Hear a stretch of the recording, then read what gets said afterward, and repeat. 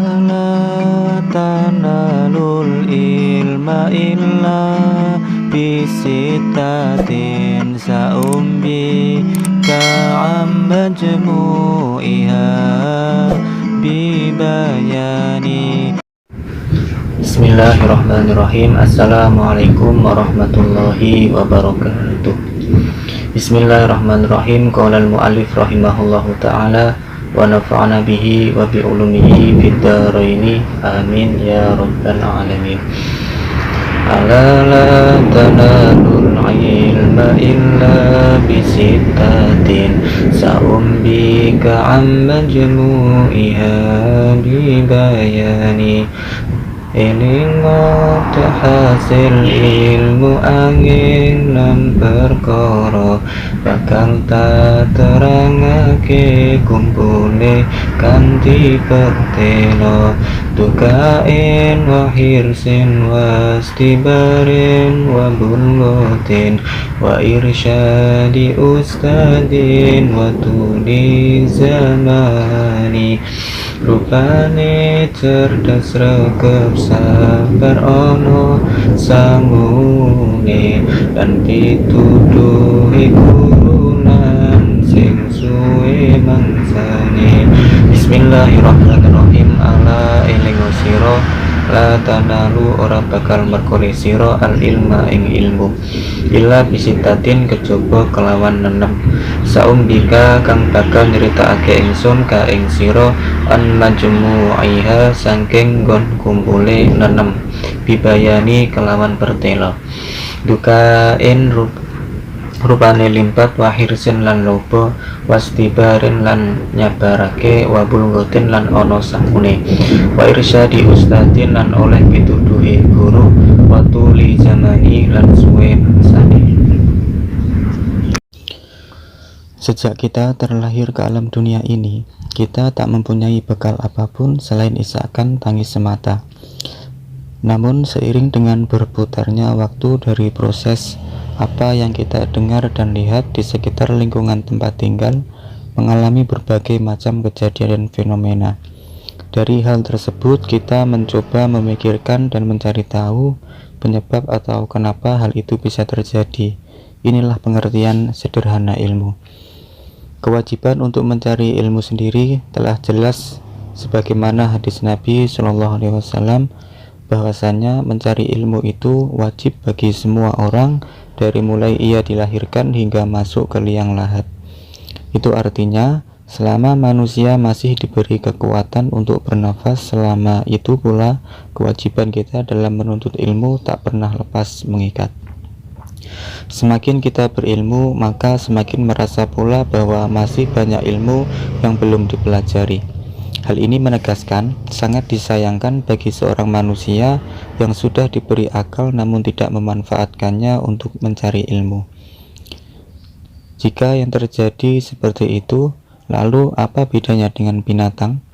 Tentunya ilmu yang kita cari adalah ilmu yang bermanfaat. Ilmu yang dengan ilmu itu kita menjadi dekat dengan Allah Subhanahu wa taala. Artinya tunduk pada aturan Allah SWT dan semakin merasakan kehinaan dalam diri seorang hamba, bukan malah menjadikan diri sombong dan berbuat semena-mena. Dalam menggapai ilmu yang bermanfaat, sebagaimana syair di atas, syair tadi ada tuntutan yang harus dipenuhi. Jika ingin meraih ilmu, syaratnya ada 6. 6 syarat tersebut adalah yang pertama, cerdas. Artinya, kemampuan untuk menangkap ilmu. Bukan berarti IQ harus tinggi, walaupun dalam mencari ilmu, IQ yang tinggi sangat menentukan sekali. Asal akalnya mampu menangkap ilmu, maka berarti sudah memenuhi syarat pertama ini. Berbeda dengan orang gila atau orang yang idiot, yang memang akalnya sudah tidak bisa menerima ilmu, maka sulitlah mereka mendapatkan ilmu manfaat. Namun, perlu diingat bahwa kecerdasan adalah bukan sesuatu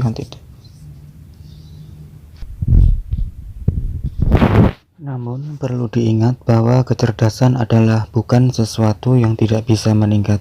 Sebagaimana ungkapan, akal adalah laksana pedang. Semakin sering diasah dan dipergunakan, maka pedang akan semakin mengkilat dan tajam. Adapun bila didiamkan, maka akan karatan dan tumpul. Begitu pula akal, kita semakin sering dibuat untuk berpikir dan mengaji, maka akal kita akan semakin tajam daya tangkapnya, dan bila dibiarkan maka tumpul tidak akan mampu menerima ilmu apapun juga. Dari hal ini juga bisa dipahami jangan merendahkan orang lain yang kemampuan menyerap ilmunya lebih rendah dari kita. Sebaliknya, sikap peduli dan membantu teman adalah hal yang seharusnya dilakukan, karena bisa saja di kemudian hari seseorang itu malah lebih unggul dari kita. Yang kedua, syarat mencari ilmu adalah semangat. Artinya, sungguh-sungguh dengan bukti ketekunan. Mencari ilmu tanpa kesemangatan dan ketekunan tidak akan menghasilkan apa-apa. Terlebih ilmu agama merupakan ilmu yang mulia, dan ilmu itu juga menjadi kebutuhan individu bagi umat Islam dalam melaksanakan segala syariat. Sehingga banyak orang yang mencari, tetapi apabila tidak diiringan dengan semangat, maka ilmu yang didambakan akan sulit untuk digapainya. Contoh sederhana, apa yang kemarin dihafalkan belum tentu sekarang masih bisa hafal. Padahal apa yang dihafal kemarin masih berhubungan dengan pelajaran hari ini. Akhirnya pelajaran hari ini pun berantakan karena hilangnya pelajaran kemarin. Mengulang pelajaran yang sudah disampaikan, maka tanpa kesemangatan dan ketekunan sangat sulit kita mendapatkan apa yang seharusnya kita dapatkan dalam menuntut ilmu. Berikutnya adalah sabar, artinya tabah menghadapi cobaan dan ujian dalam mencari ilmu. Orang yang mencari ilmu adalah orang yang mencari jalan lurus menuju penciptanya, yakni Allah SWT. Oleh karena itu, setan sangat membenci dan senantiasa mengganggu para pencari ilmu. Karena dengan tidak ada orang yang mengajak kepada kebaikan dan menjauhi maksiat, maka nantinya semakin banyak umat Islam yang terbujuk dengan rayuan setan yang menyesatkan. Hal ini terbukti dengan memakai lama waktu yang sama. Dalam melakukan ibadah seperti sholat, mengaji, dan lain-lain akan terasa lama dan berat dilakukan, sementara kegiatan yang di luar ibadah akan terasa singkat dan menimbulkan kenyamanan. Yang keempat adalah biaya. Artinya, orang yang menuntut ilmu memang perlu biaya seperti juga setiap manusia hidup yang memerlukannya. Tapi jangan dipahami harus punya uang, apalagi uang yang banyak. Biaya di sini mencakup kebutuhan kita makan, minum, sandang, dan papan secukupnya, dan biaya tempat di mana kita menimba ilmu. Dalam sejarah kepesantrenan dari zaman sahabat Nabi sampai zaman ulama terkemuka, kebanyakan para santrinya adalah orang-orang yang tidak mampu. Seperti Abu Hurairah, sahabat Nabi, seorang perawi hadis terbanyak, adalah orang yang sangat fakir. Selain itu, Imam Asy-Syafi'i rahimahullah bercerita, "Saya seorang yatim yang tinggal bersama ibu saya. Ia menyerahkan saya ke kutab, yaitu sekolah yang ada di masjid. Dia tidak memiliki sesuatu yang bisa diberikan kepada sang pengajar sebagai upahnya karena mengajari saya. Saya mendengar dirinya, guru Imam Syafi'i, hadis atau pelajaran. Kemudian saya menghafalnya. Ibu saya tidak memiliki sesuatu untuk membeli kertas, maka setiap saya menemukan sebuah tulang putih, saya mengambilnya dan menulis di atasnya. Apabila sudah penuh tulisannya, saya menaruhnya di dalam guci atau botol besar yang sudah tua." Dikutip dari kitab Jami'ul Bayanil Ilmi wa Fadilihi, karya Ibnu Abdil Bar. Yang kelima, syarat mencari ilmu adalah petunjuk guru. Artinya, orang menuntut ilmu harus mempunyai guru, karena dengan mempunyai ilmu akan terbebas dari kesalah penafsiran. Seyogyanya, dalam mempelajari ilmu agama mempunyai sanad, yaitu pertalian murid dan guru. Andai tidak ada sanad, maka orang yang berkata tentang agama sekehendak hatinya. Kita bisa melihat sejarah penurunan wahyu dan penyampaiannya kepada para sahabat. Betapa Nabi setiap bulan puasa menyimakkan Al-Quran kepada Jibril dan sebaliknya. Kemudian Nabi menyampaikan kepada para sahabat, sahabat menyampaikan kepada para tabi'in, lalu para tabi'in menyampaikan pada tabi'it tabi'in, dan seterusnya kepada ulama salaf, lalu ulama kholaf, lalu ulama mutaqaddimin, lalu ulama mutaakhirin, dan seterusnya sampai pada umat sekarang ini. Jadi ilmu yang kita terima sekarang ini adalah ilmu yang bersambung sampai Nabi dan sampai kepada Allah SWT. Jadi sangat jelas sekali bahwa orang yang belajar harus lewat bimbingan seorang guru. Guru yang bisa menunjukkan apa yang dikehendaki oleh sebuah pernyataan dalam sebuah ayat atau hadis atau ibarat kitab salaf, karena tidak semua yang tersurat mencerminkan apa yang tersirat dalam pernyataan.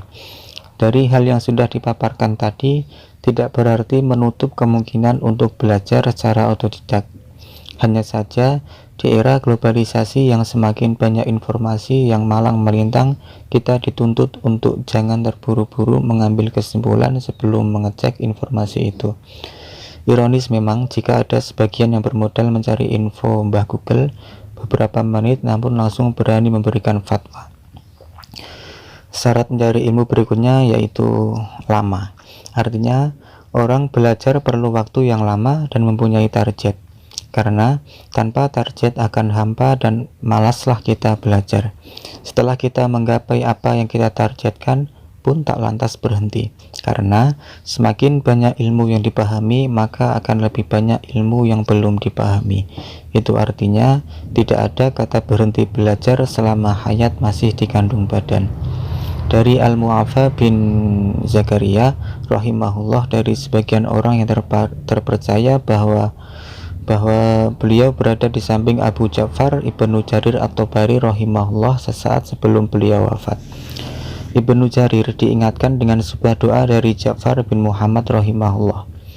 Beliau meminta pena dan kertas kemudian menulis doa tersebut.